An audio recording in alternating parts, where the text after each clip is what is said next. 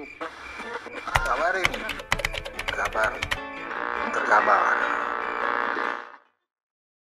Ya. Jadi kemarin kita sudah dengar pasca diperiksa, klaster kedua, ini polisi mengatakan memang tidak ditahan, tapi ada 5 saksi meringankan yang kemudian disodorkan oleh tim Anda begitu. Jadi siapa sebetulnya 5 saksi ini, Mas? Baik, bismillahirrahmanirrahim. Sebelum menjawab itu, yang pertama kami ingin menyampaikan bahwa ternyata bangsa kita, negara kita, negeri ini masih memiliki banyak stok negarawan yang punya etika, lebih memilih mengedepankan penyelesaian ketimbang menimbulkan kegaduhan dan pembelahan di tengah-tengah anak bangsa dalam hal urusan ijazah.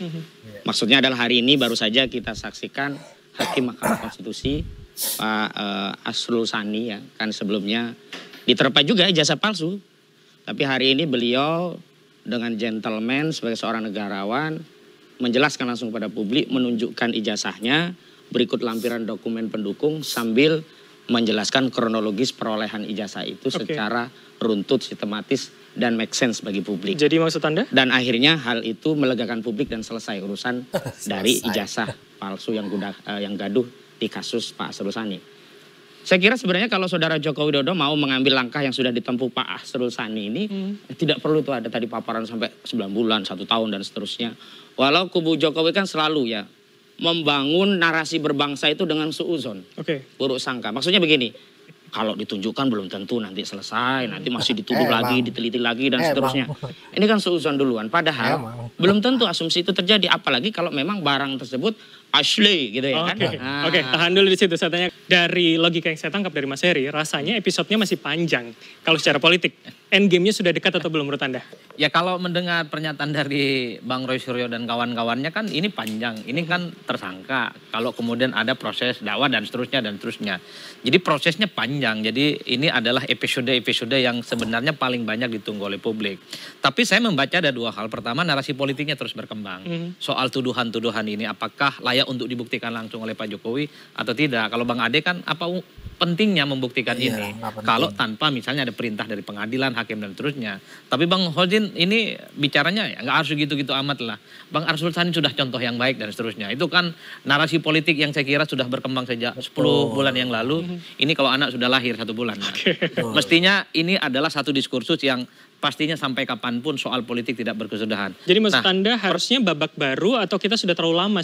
Babak barunya adalah ini sudah ada tersangka. Jadi memang yang ditunggu oleh publik soal pembuktian. Apakah ini akan terus dengan bukti-bukti yang kuat atau akan ada bukti-bukti yang bisa membantah dengan saksi-saksi yang dianggap meringankan itu. Jadi kalau feedback politik itu harus dibuktikan langsung oleh Pak Jokowi atau tidak perlu, saya kira itu adalah isu-isu di luar pengadilan. Itu adalah isu-isu di luar penyidikan. Penyidikan tentu akan melihat apakah bukti-bukti yang pertama kan pastinya penetapan tersangka ini ada alat bukti, nggak main-main. Apalagi sudah memanggil begitu banyak saksi yang dianggap memiliki kapasitas, kompetensi untuk mengarah kepada persoalan tersangka ini. Tapi kan ada kesempatan yang kemudian diberikan oleh kepolisian kepada Bang Hozin untuk membuktikan bahwa tuduhan-tuduhan ini misalnya tidak valid, tidak benar, dan seterusnya. Inilah yang saya kira episode-episode yang kedepannya tentu tidak perlu tafsir-tafsir politik apapun. Yang ada itu adalah hukum formal, hitam dan putih. Siapa yang kuat dia akan kuat, dan kemudian yang lemah dia akan menjadi lemah dalam. Jadi maksud Anda harusnya sudah gamblang, tidak perlu tafsir lain? Ya yang ke depan yang dilihat oleh publik ada persoalan hukumnya. Kecuali sebelum ada persoalan tersangka. Jadi narasinya bisa kemana-mana. Mulai dari zaman Nabi Adam sampai Nabi Muhammad juga bisa dikembangkan narasinya. Tapi ini sudah menjadi persoalan hitam putih, Pak. Hitam putih itu sudah ada beberapa tersangka dan sudah diumumkan. Tinggal pembuktian soal yang dianggap meringankan itu nantinya. Baik, kita akan... Saya sedikit menjawab mengenai ijazah, selesai masalah ditunjukin. Sebenarnya dari tadi ya sadar tidak sadar ya kita melihat di sini kalau bisa di zoom di kamera ini sebenarnya pada saat Mabes Polri itu menayangkan ijazah itu. Terlepas itu adalah fotokopinya yang sebelah kiri, tetapi pada saat adik iparnya Pak Jokowi membawa itu diserahkan itu kelihatan kok. Ini kelihatan bahwa sebenarnya ijazah ini sudah ditayangkan di Mabes Polri gitu loh. Ini tapi ini kan Polri. Foto yang ketika dipegang oleh banyak orang begitu, bukan langsung dihadapkan ke kamera. Jadi gini, kepentingannya adalah kemudian, ya kan? Ini baru mau difuslap. Ya. Kemudian setelah difuslap keluar hasilnya dijelaskan. Makanya ditampilkan kan. Seperti itu kan?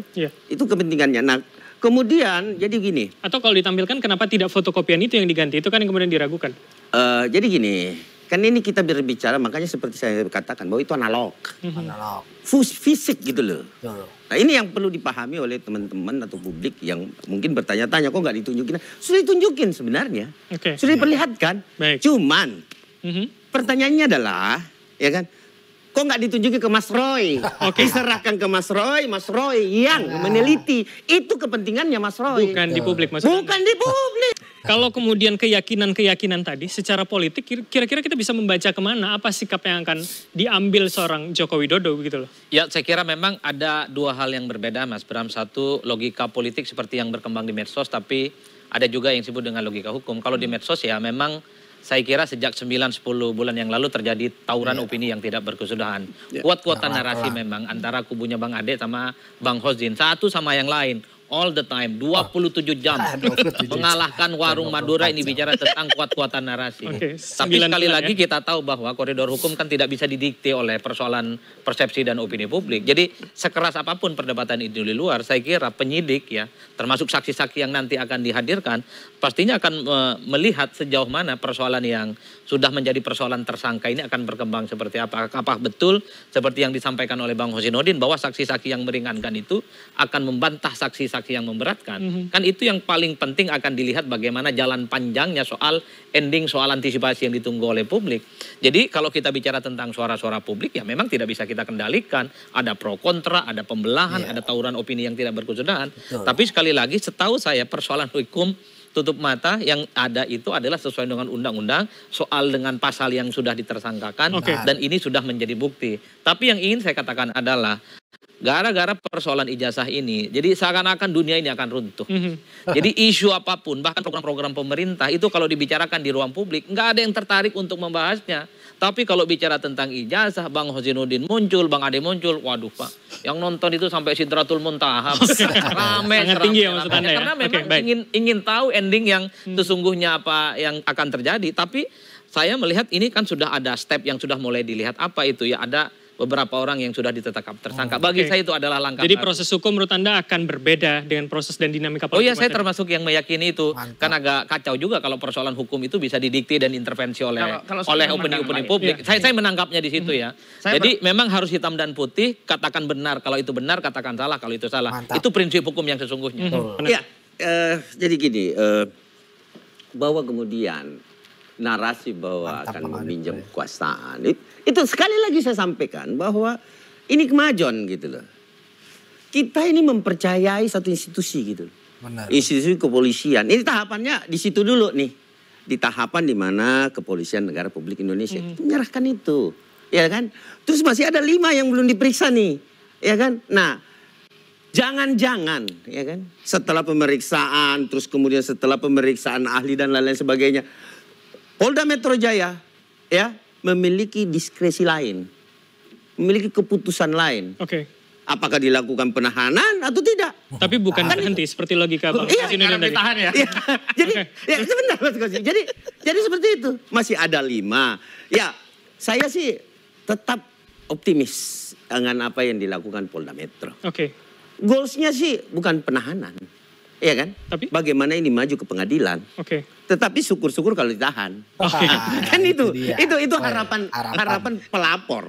Tidak ada pelapor yang bukan keinginannya melihat orang yang memfitnah. Bayangin.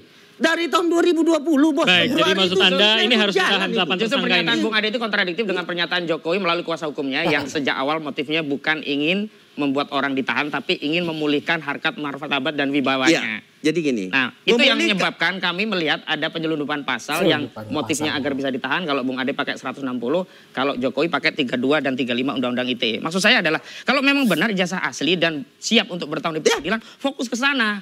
Oh iya, jadi gini. Udah selesai lah yang tahan tidak ditahan udahlah. Begini Mas Kosi. Jangan ke bawah hati lah. Kita jangan kemana. Saya memahami ya betapa menderitanya tidak bisa melihat klien kami itu ditahan gitu ya. Tidak juga. Jadi gini, ketika ini maju ya ke pengadilan, kita lihat.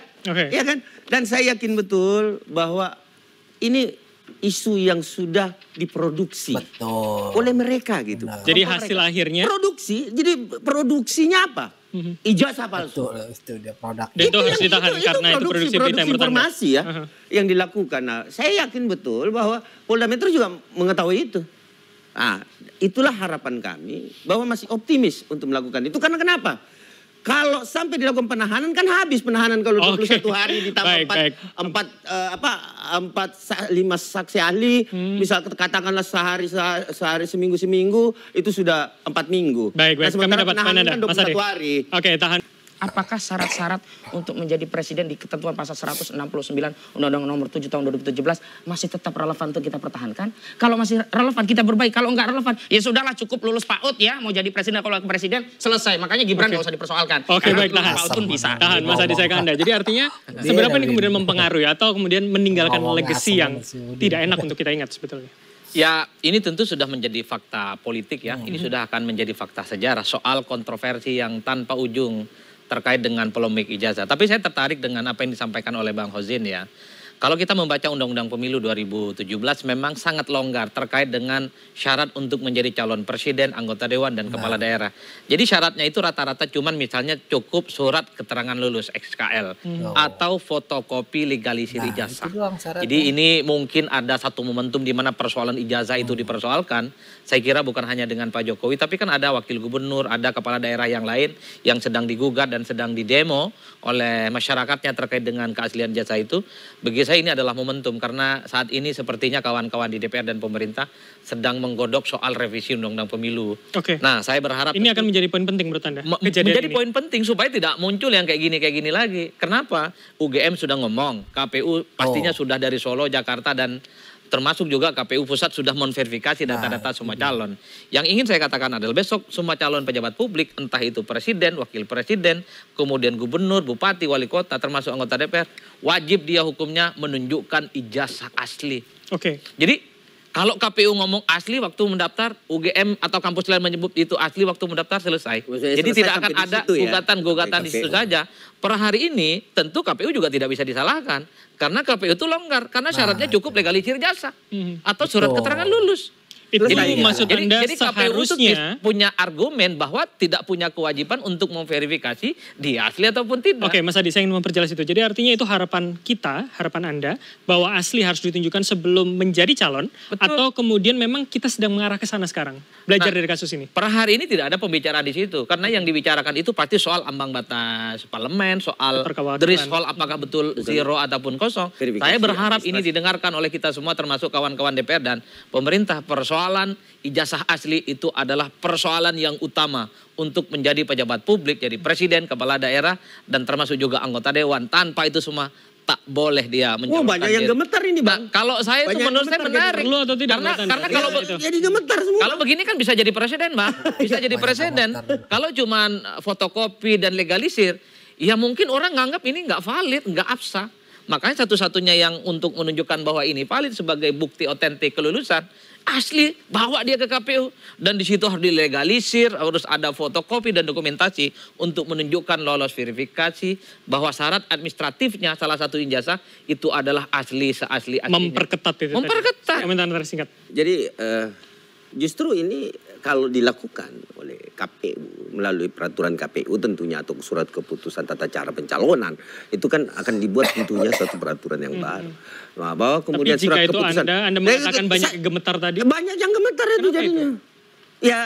Ya coba aja dilakukan gitu. Tapi kalau harusnya asli kan semua harusnya tenang dong. Iya, karena kita tahu lah ya bagaimana pencalonan itu seperti apa. Jadi ya tapi kita tidak boleh suuson ya, tetapi saya meyakini bahwa di parlemen juga tidak sempurna-sempurna banget kok kalau berbicara ijazah. Ya. Tidak sempurna-sempurna banget kok. Jadi poin Anda? Poin kita ya bagus kalau mau dilakukan itu. Biar banyak PAW kan. Oke, saya... Ya begitulah Sob ya perbincangannya. Dan menurut gue sih menarik ya. Ya tadi gue agak potong-potong itu kalau narasi Wak Udin itu kan berbahaya ya. Yang gue ambil aja yang pertama, patokan dia tuh Pak Asrul Sani yang sekarang ini menunjukkan langsung ijazahnya pada saat ada yang menuduh beliau itu menggunakan ijazah palsunya. Dan Asrul Sani itu langsung menunjukkan ya. Di sini bedanya Pak Asrul Sani itu ya agak ada musuh berat nih.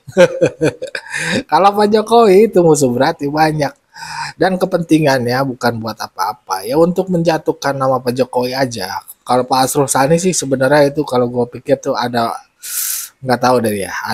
Kita bisa ada teori konspirasi dan bersangkutannya ke ijazahnya Pak Jokowi. Kenapa Pak Jokowi itu nggak berani menunjukkan ke Pak Asrul Sani, dan itu tadi dibilang sama Kosinudin, dan itu jadi narasi yang baru lah ya di kalangannya. Jadi itu Pak Asrul Sani aja bisa langsung nunjukin.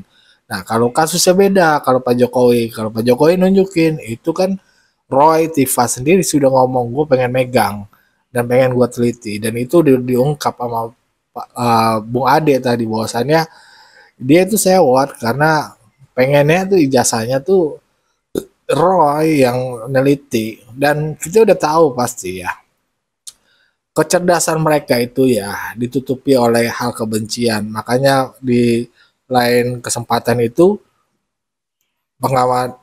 pengacara Pak Jokowi dan Freddy Damanik itu mengungkapkan bahwasannya kalau dikasih ke mereka neliti itu otomatis tetap kok ya mereka akan bilang ijazah Pak Jokowi itu palsu. Itu udah pikiran mereka udah, makanya dikasih ke tempat yang netral yaitu polisi. Kan kita bicara kemungkinan gitu ya, tuduhan sama dengan mereka ya. Dan tadi yang baiknya ya, yang dikemukakan oleh Bang Adi Pre, bahwasannya ini udah bukan soal itu lagi, ini udah masuk dalam tahap udah di polisi ya hukum yang akan ditegakkan di sini hitam dan putih, bukan narasi-narasi opini lagi. Yaitu tapi kebenaran yang sebenar-benarnya. Nih jasa asli apa kagak. Dan nanti akan sangat terungkap ya bahwasannya yang gue yakini bahwasannya ijazahnya Pak Jokowi itu asli. Tadi dibilang sama Bang Adi, lah UGM aja udah ngomong ya. Tapi tadi yang menarik adalah ya pernyataan Kosinudin disambung oleh Pak Bung Adi ya bahwasannya ya itu untuk masa depannya. Memang saat ini kan kalau ngeliat peraturannya ya cuma fotokopi legalisir aja, dan itu bukan salahnya Pak Jokowi. Dan administrasi kita emang dari dulu tuh kan amburadul, perlu banyak perbaikan-perbaikan. Dan pada saat zamannya Pak Jokowi itu kan diperbarui semuanya, coba diusahakan. Tapi ya itulah ya. Lalu kenapa bisa ada yang berkas-berkas yang lama dibakar atau dihanguskan lah ya? Itu kan karena masalah penyimpanan administrasi aja ya, file-file yang nggak perlu atau bagaimana itu. Coba kalau kita telisik juga kepada wali kota lain pada saat zamannya Pak Jokowi atau 2002 2000-an ke atas lah itu sampai 2020 pasti itu banyak dokumen yang dokumen wali kota, bupati atau yang lainnya itu udah pada kagak ada, gue yakin. Udah pada dibuang-buangin kali. Jadi kalau kata Odin tuh kan udah jadi bungkus kacang kali. Nah ini ya, tapi poin pentingnya itu ya, kedepannya ya mungkin diatur lebih baik ya, biar masalah ijazah ini nggak terulang lagi.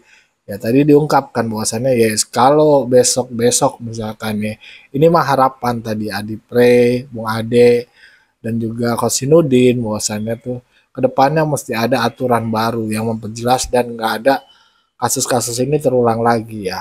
Misalkan dalam pada saat pendaftaran sebagai caleg, pilkada atau pilpres pun itu harus membawa ijazah aslinya dan diteliti sebaik-baiknya. Begitulah ya. Dan bagaimana menurut pandangan sobat-sobat? Berikan pandangannya di kolom komentar. Wassalamualaikum warahmatullahi wabarakatuh.